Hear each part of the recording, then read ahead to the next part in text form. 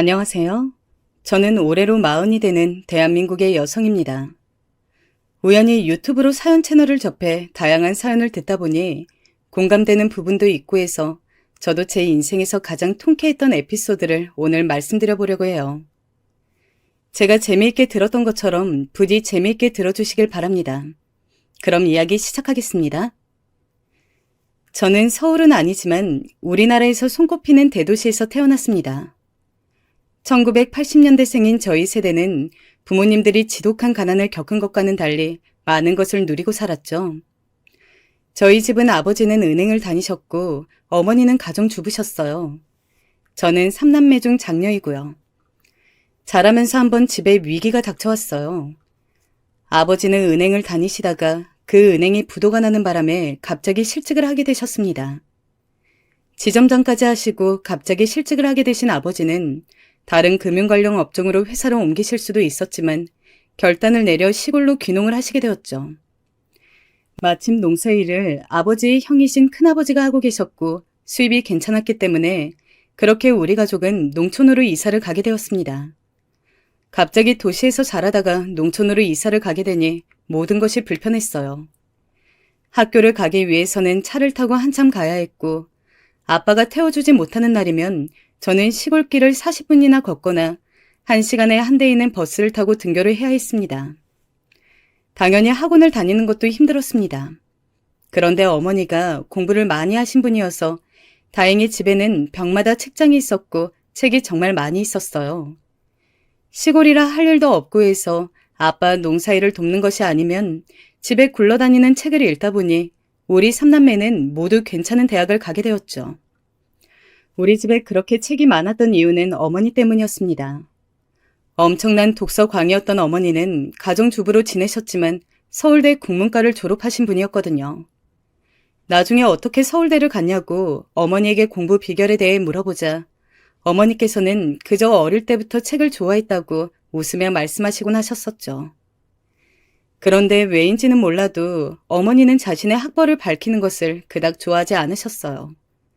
서울대를 나왔다 하면 사람들의 선입견이 강해지고 또 너무 높게 보거나 혹은 서울대 나왔는데 저것밖에 못하냐는 식의 비아냥을 많이 들어봤다는 것이 이유였죠.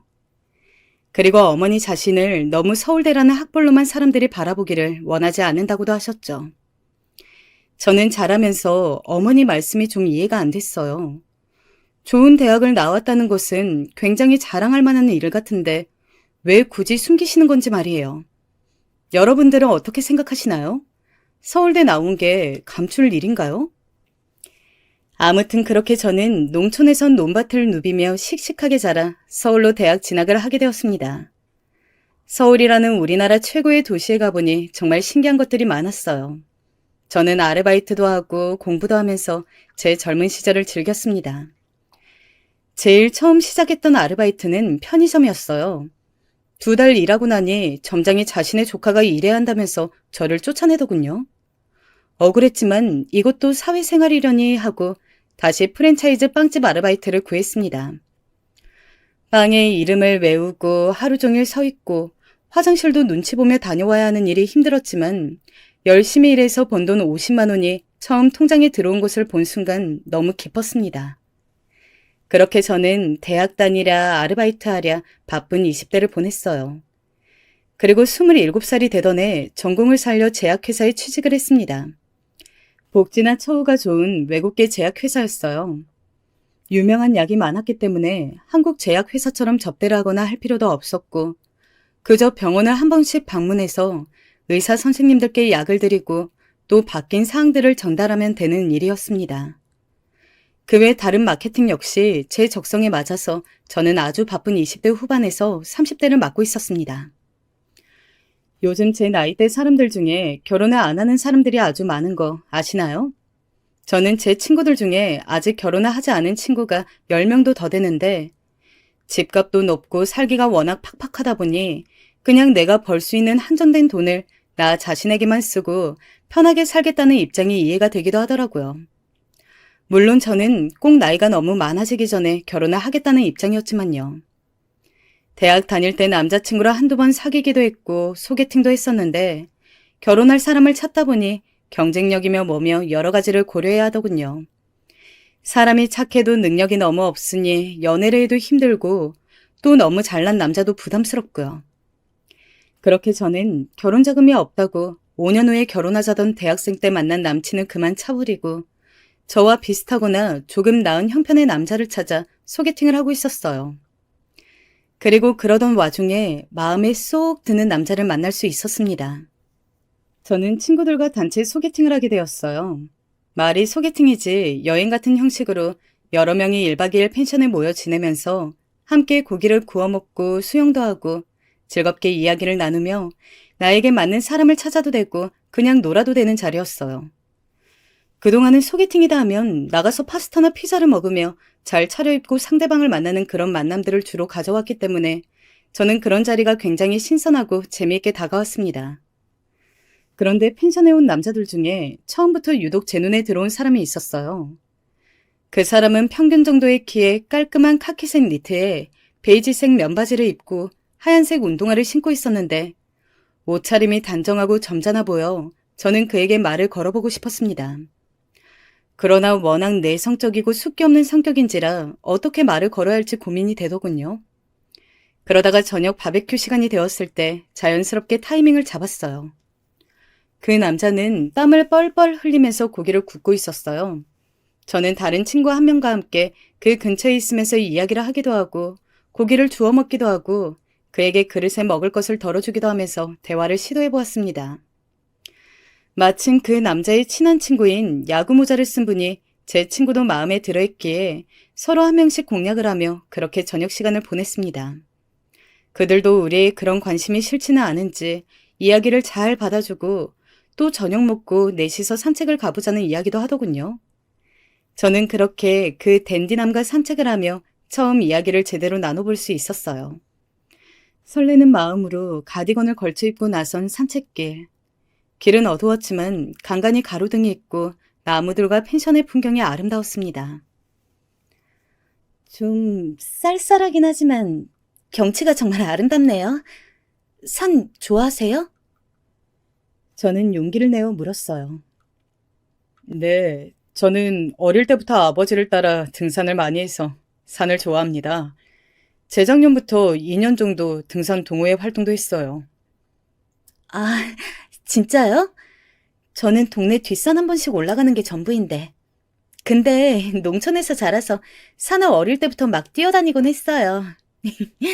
아, 그러면 다음에 등산 모자 살 때 혹시 브랜드 추천해 주실 수 있을까요?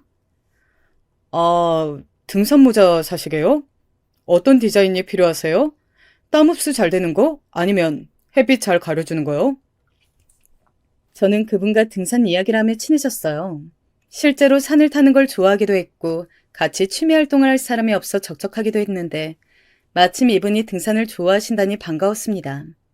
그렇게 저는 그분과 등산 약속을 하게 되었습니다. 나지막한 산부터 시작해서 주말마다 등산 데이트를 다니고 함께 등산용품 전문점을 다니면서 물품들을 샀죠. 제가 모르는 용품에 대해서도 그는 박식했고 저보다 동호회 경험이 많아 아는 것도 많아서 더 즐거웠습니다. 사실 저의 결혼관에 있어 가장 중요한 것은 바로 같은 것을 좋아해서 함께 할 수 있는 그런 코드가 맞는 사람이거든요. 그리고 우리는 그렇게 소위 말하는 썸을 타다가 그분의 고백으로 사귀게 되었습니다. 그렇게 시작한 연애는 순조로웠습니다. 남친과 저의 사이는 좋았습니다. 각자 생활을 열심히 하다가 일주일에 한두 번 만나 맛있는 음식을 먹으며 한 주간의 일들을 이야기하기도 하고 몰아서 하루 종일 데이트를 하기도 했어요. 취준생이었던 남친도 취직을 하게 되자 둘 다 월급이 있으니 가고 싶은 맛집도 돈의 구애를 덜 받고 먹으러 갈 수 있어 그것 또한 즐거웠습니다. 다만 저희 집 사정에 대해서는 저는 말을 아꼈습니다. 그냥 아버지 전 직업이 뭐였는지 말하지 않았고 엄마 학벌에 대한 이야기도 하지 않았어요. 부모님이 워낙 돈이나 학벌을 내세우는 것을 싫어하시는 부분이 있었기 때문이죠. 그래서 남친은 그저 시골에서 농사 지으시는 집으로 알고 있었습니다. 그러다 하루는 동네에 맛있는 족발집이 있다고 해서 족발을 먹으러 갔습니다. 남친이 소주를 시켜서 저도 못 먹는 술이지만 그날따라 한 잔 마시고 싶어서 같이 마시다 보니 머리가 깨질 듯이 아프더군요. 제가 머리가 아파서 몸을 못 가누자 그는 걱정을 하면서 잠시 쉬고 가자고 하더군요. 그렇게 저희는 근처 모텔에 들어가게 되었습니다. 아무래도 사귄 지 오래되었기 때문에 저는 그와 그렇게 한 번씩 모텔에 가기도 하는 사이였는데 그렇게 밤을 보내고 다음 날은 같이 콩나물 해장국을 먹으러 갔습니다. 그런데 족발을 먹은 지 얼마쯤 지났을 때 갑자기 속이 답답하고 머리가 어지러운 것을 느꼈습니다. 어쩐지 몸이 처지는 것 같기도 하고 기운도 없고요. 그러고 보니 이번 달 생리를 건너뛰었다는 게 번뜩 생각이 나더군요. 등에서 식은땀이 흘렀습니다.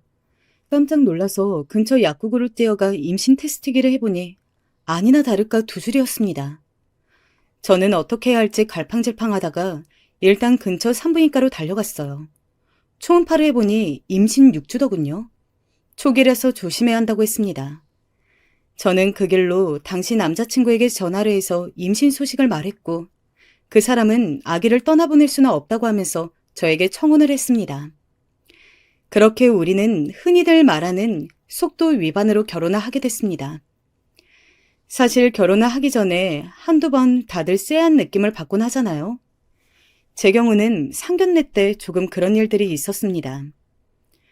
상견례가 진행된 식당은 룸으로 된 한정식집이었습니다.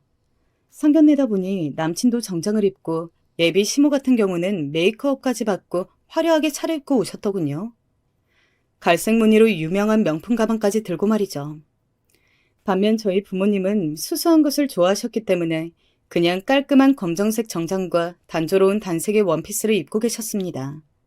또 저는 상견례다 보니 하얀색 투피스 정장을 입었는데 저희 부모님은 그 원피스가 마음에 드셨는지 우리 딸 이쁘다며 칭찬을 해주셨어요.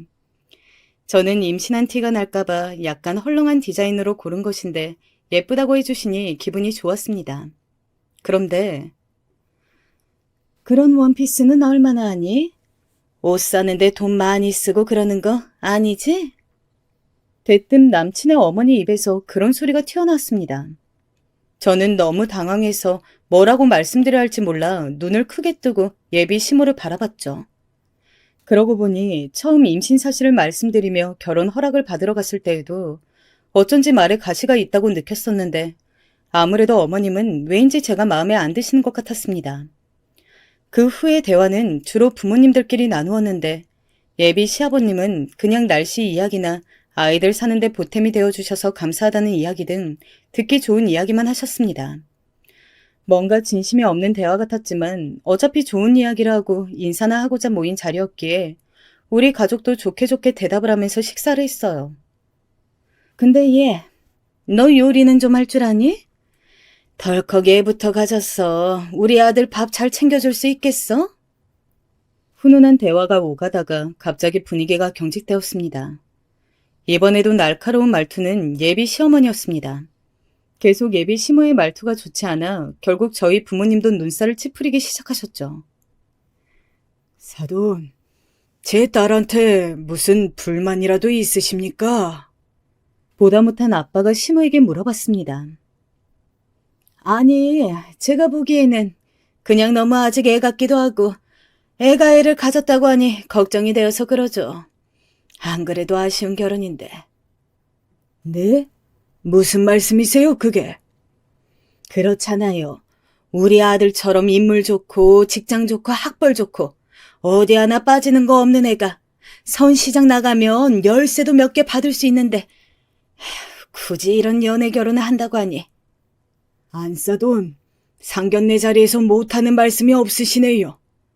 시골서만 사시고 못 배우셔서 요새 물정을 너무 모르시는 거 아닐까요? 요새 누가 사랑만 가지고 결혼합니까? 안 그래도 도시 사는 사돈 못 얻어서 속상한데 아휴, 오늘 차림새도 좀. 지금 말씀 다 하셨어요? 결국 가만히 계시던 엄마가 입을 떼셨습니다.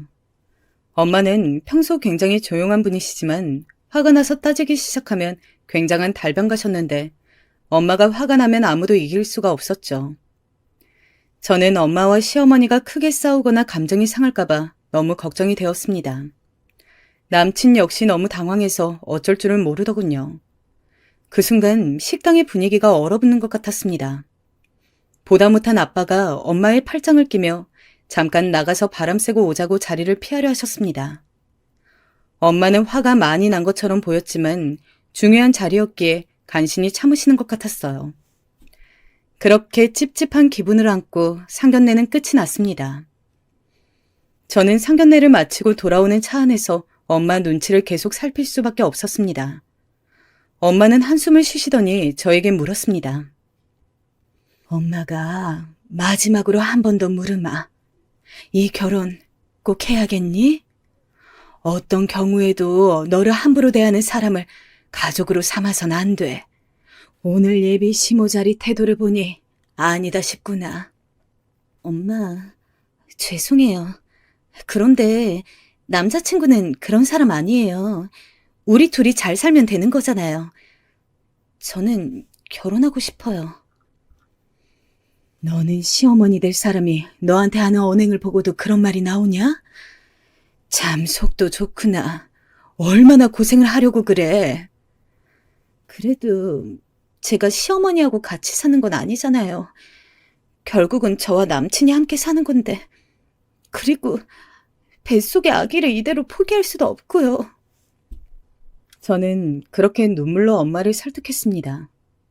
엄마는 정말 기분이 나쁘지만 굳이 같이 속물처럼 대응하고 싶지 않다고 하시며 앞으로도 우리 집 형편이나 우리 엄마 학벌에 대한 이야기나 하지 말라고 당부를 하시는 것이었어요.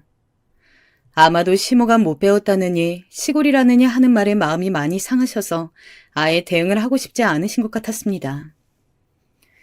비록 임신해서 하는 결혼이었지만 저는 일생에 한 번뿐인 결혼인데 제가 생각하는 느낌의 결혼식을 하고 싶어 열심히 알아봤습니다. 저는 5월에 신부가 되고 싶었어요. 그리고 가든파티 느낌이 나는 결혼을 하고 싶었죠. 그러기 위해서는 야외 식장이 필요했습니다.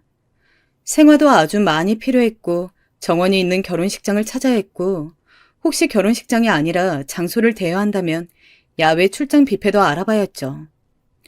혼자 품을 팔다가 도저히 안 돼서 웨딩 플래너와 열심히 상담하며 식장도 잡고 웨딩 촬영도 하면서 특별한 결혼식이 될 수 있도록 애썼죠. 그렇게 우여곡절 끝에 저는 결혼에 골인했습니다. 그리고 한동안은 뱃속의 아기와 남편과의 신혼생활에 집중했죠. 우리끼리만 있을 때는 아무런 힘든 일도 없고 좋았어요. 정말 행복했습니다.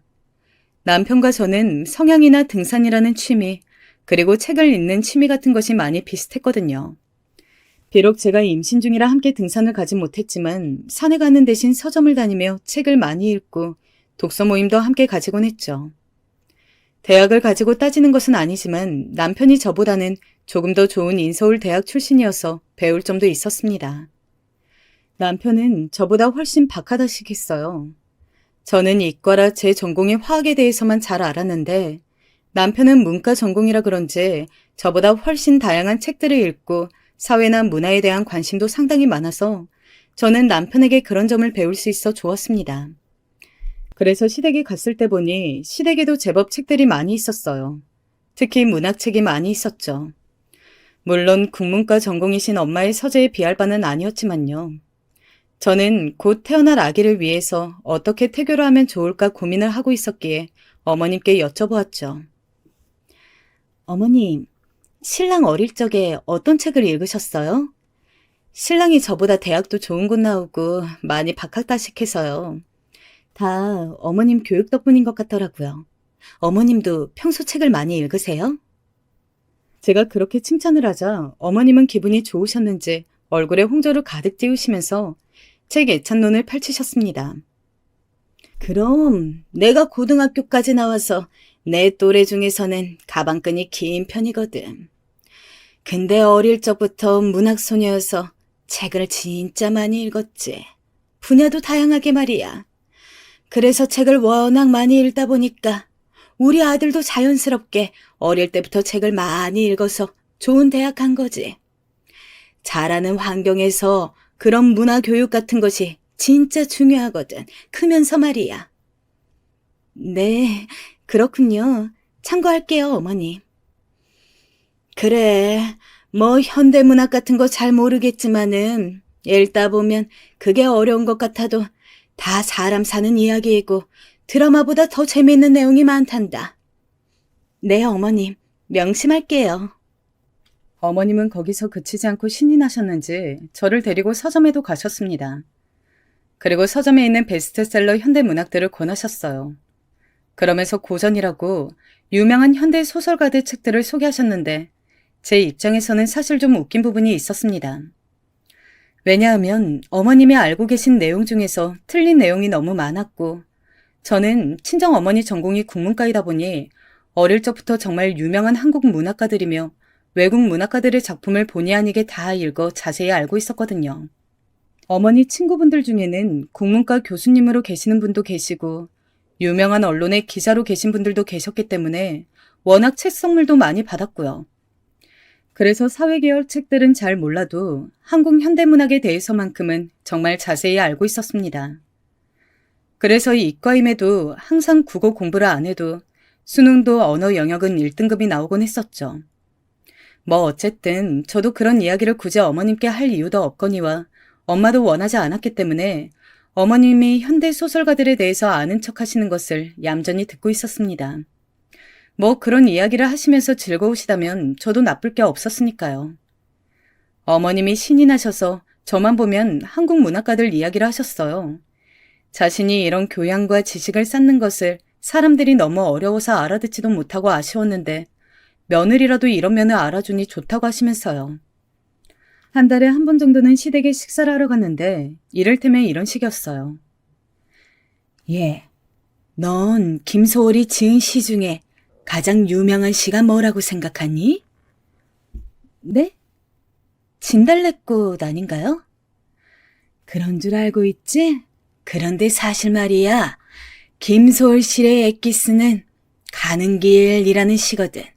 왜냐하면 김소월은 그림을 좋아해서 여백을 중시했는데 그런 여백의 미가 그 시에는 있단 말이야. 그리고 김소월이 그렇게 인기가 있는 이유는 말이지, 워낙에 감수성이 풍부하고 예술가적인 면모가 뛰어난 사람이어서 그래. 마치 유럽의 고우처럼 말이야. 그러나 저는 알고 있었어요. 김소월이라는 시인에게 가장 중요한 것은 바로 동양적인 색깔, 그리고 우리나라 고유의 민요나 전래동화를 시에 담은 정신이라는 것을요. 장애인인 아버지와 집안 살림을 이끌어 했던 여장부 어머니 대신 문학 소녀였던 고모가 그런 옛 이야기들을 어릴 때 많이 읽어주어서 그렇다는 것을요. 그리고 김소울은 고우 같은 그런 감성을 겉으로 드러내는 타입이 아니라 사실은 냉철한 사업가였는데 사업 실패로 인해 말수가 엄청나게 적고 굉장히 조용한 사람이었다는 것도요. 물론 모두 국문과 전공이신 엄마에게 들은 이야기들이었죠. 그러나 제가 시어머니의 아는 척에 굳이 태클을 걸 필요는 없었습니다. 제 목표는 그냥 시어머니와 적당히 잘 지내는 것이었으니까요. 그래서 저는 계속 어머님의 이야기를 듣고 그 이야기가 맞든 틀리든 항상 대단하시다고, 그런 건 어떻게 아시냐고 항상 물개박수를 쳤어요. 그러면 어머님은 저한테 뾰족하게 시비를 걸려고 하시다가도 갑자기 표정이 부드러워지시곤 하셨거든요. 그렇게 어머님과 잘 지내기 위해 노력하면서 저는 결혼 생활이 1년쯤 지나자 이제 어머님의 비위를 완전히 잘 맞출 수 있게 되었어요. 그런데 그런 저도 도저히 견디기 힘든 순간들이 있었습니다. 바로 제 입장에서 인신공격이라고 할까? 저희 부모님에 대해서 안 좋게 이야기하는 말을 하실 때였어요. 어머님은 제가 아기를 낳을 때 결국 길어진 진통을 못 견뎌 제왕절개 수술한 점을 굉장히 못마땅해 하셨어요. 수술하게 되면 자연분만과 달리 면역력이 떨어진다며 저에게 끝까지 참고 자연분만을 했어야 된다고, 친정 엄마한테 그런 교육 못 받았냐고 두고두고 타박을 하셨습니다. 그렇지만 아기가 3.8kg나 되었고 제가 근육이 많이 없어 힘을 주지 못했기 때문에 사실은 수술하지 않으면 안 될 정도로 위급한 상황이었는데 그런 부분을 말씀드려도 어머님은 막무가내로 그걸 제 탓이라는 식으로 말씀하시는 거였습니다. 그리고 또 어머님의 다른 불만은 제가 분유를 먹인다는 거였습니다. 모유를 먹여야 하고 젖이 잘 안 나온다면 어떻게 해서든 나오도록 젖이 도는 약도 있고 미역국도 많이 먹어야 하는데 제가 6개월 정도 간식처럼 먹이다가 단유를 하겠다고 하자 굉장히 마음에 안 들어 하셨어요. 저는 저대로 유두가 한물이라서 아이가 젖을 물기 너무 힘들어하고 젖 자체도 소위 말하는 참젖이 아니고 물젖이라 별 영양분도 없는 것 같고 그랬거든요. 그리고 저도 다 회복되지 않은 몸으로 쉬지 못하고 젖을 먹이려고 앉아있거나 요축하는 것도 너무 힘들었고요. 그런 부분에서 저는 어머님 말씀을 한 귀로 듣고 한 귀로 흘렸습니다. 진심으로 이해를 부탁드린다고 말해도 계속 자기 주변에 배운 사람들은 이렇다 저렇다 하면서 계속 자기 주장만 하셨거든요. 그리고 그런 말의 끝에는 꼭 우리 부모님에 대한 안 좋은 말씀을 덧붙이시는 거였습니다.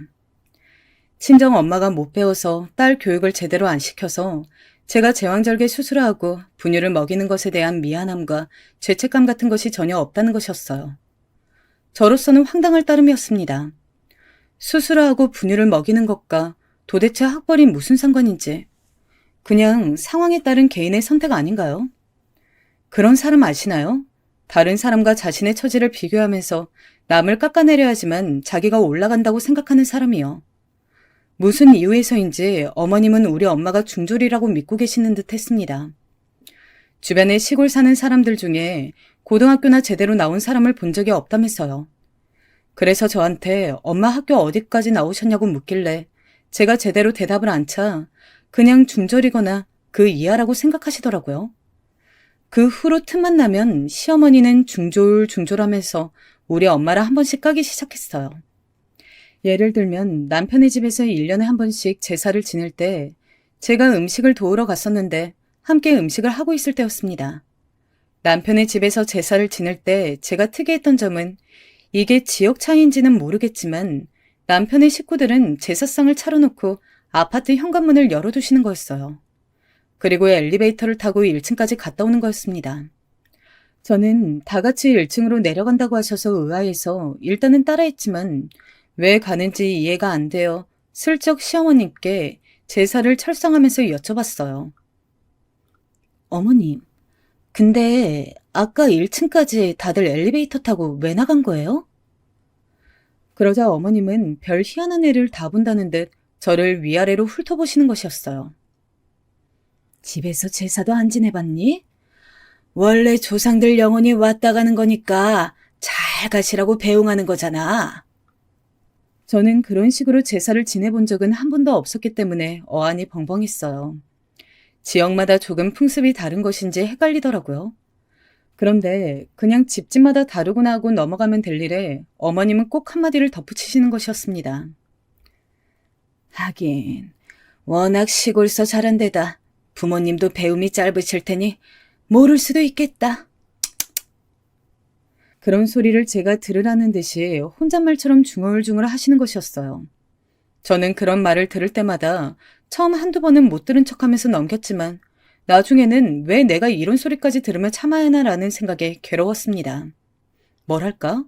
저하고만 이야기를 하시면 되는데 왜 말끝마다 부모님 타령을 하는지 이해가 안 되었어요.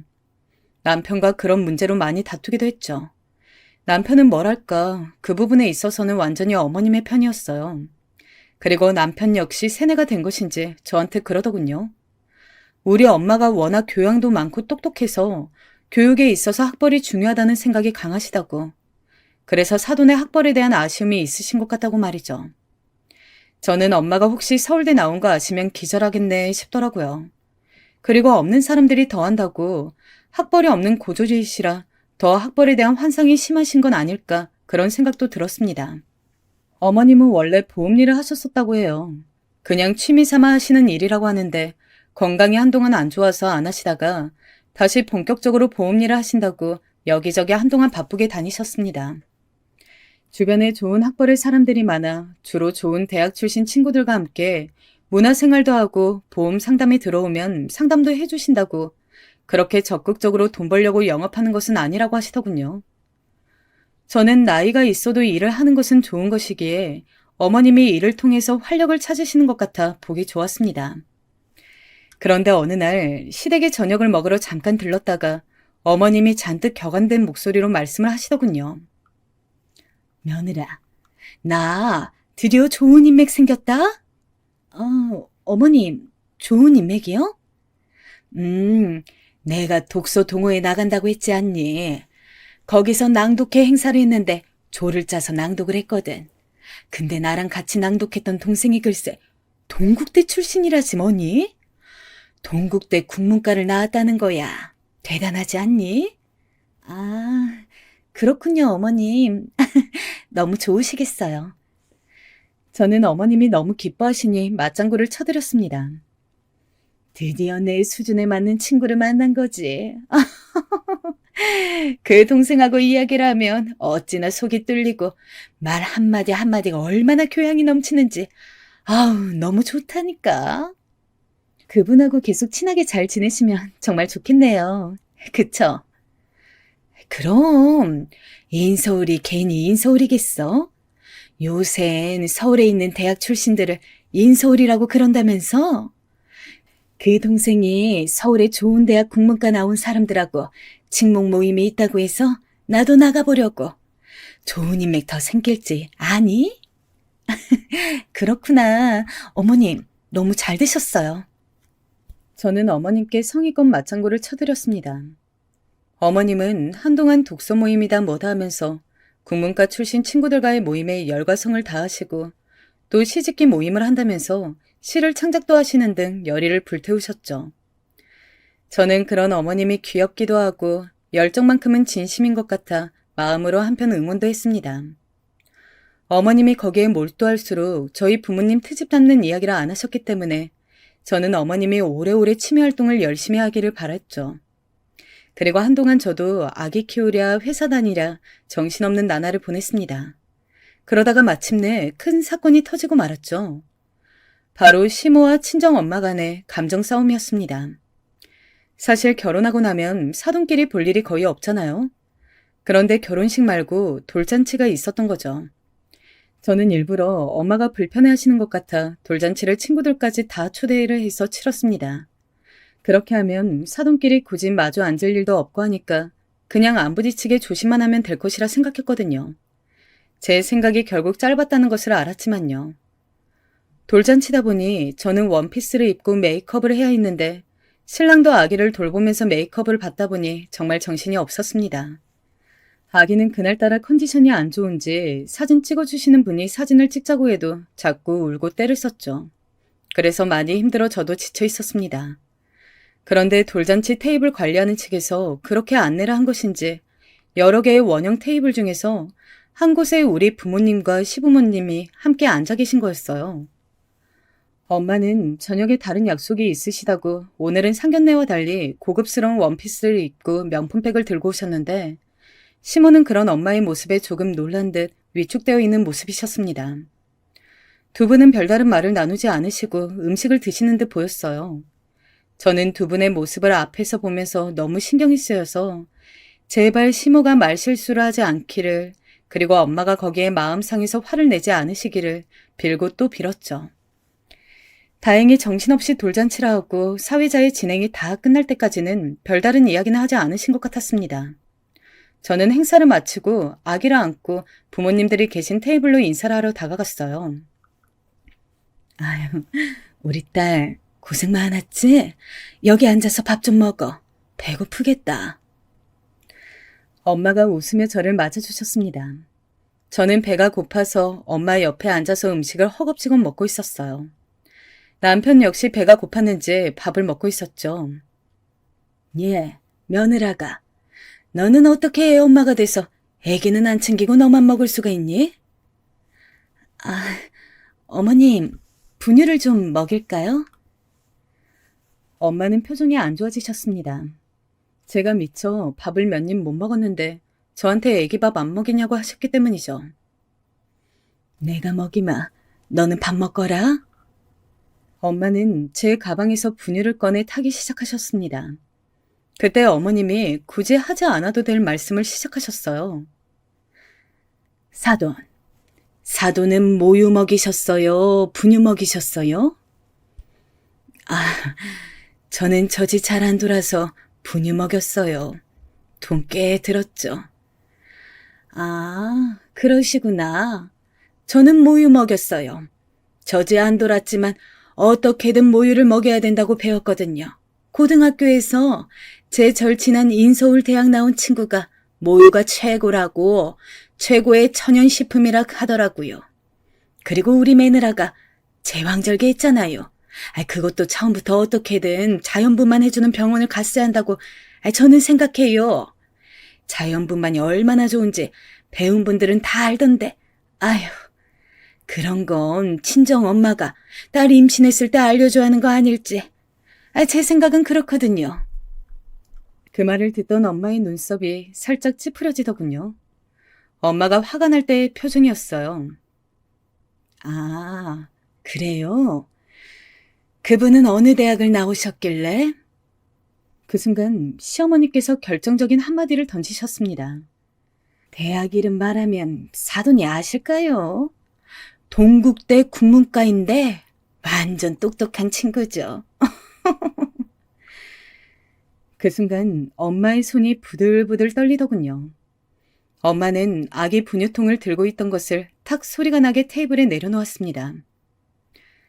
사돈, 사실 저도 서울에 있는 대학을 나왔거든요. 어머, 그래요? 아, 그러셨구나. 혹시 그러면 어디신지? 근데 제 동국대 친구도 그렇고 친구들은 다 이름 대면 아는 유명 대학인지라. 서울에도 워낙 대학이 많잖아요. 저도 사실 시시한 대학은 안 가는 게 낫다고 생각해서 안 간 거라. 어느 학교신지요? 엄마가 대학을 나왔다는 말에도 시어머니는 거짓말이라고 생각하신 건지 뭔지 계속 잘난 척을 하셨습니다. 엄마는 정말 기분이 나쁘셨는지 시어머니를 똑바로 바라보면서 말씀을 하셨어요. 진리는 나의 빛이라고 학교 로고에 써있는 대학 나왔습니다. 네? 서울에 있는 대학 잘 아신다면서요. 모르세요? 하긴 라틴어로 적혀 있다 보니 모르실 수도. 아니, 대학마다 다 로고에 써 있는 게 다르겠죠.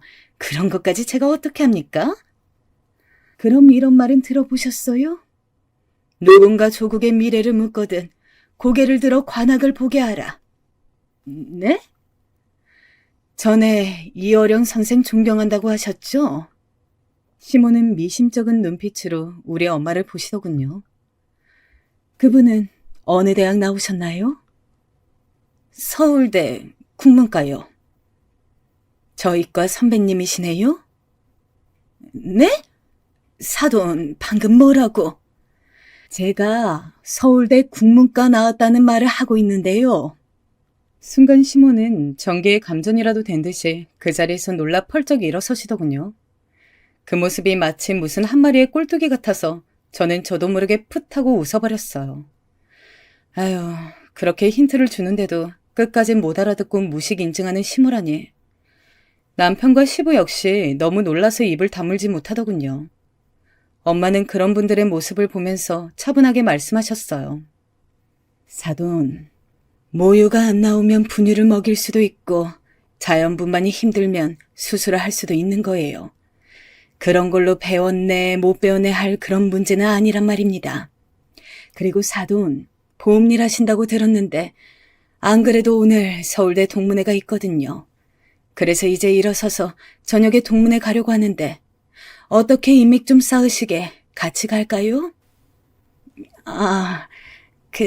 저는 고졸인데 가도 될지. 그럼요. 저랑 같이 가시는 건데요. 제 사돈이라고 제가 말씀드릴게요. 같이 가시죠. 네, 사돈 감사합니다. 그런 좋은 자리를 저를 데려가 주시고 감사합니다.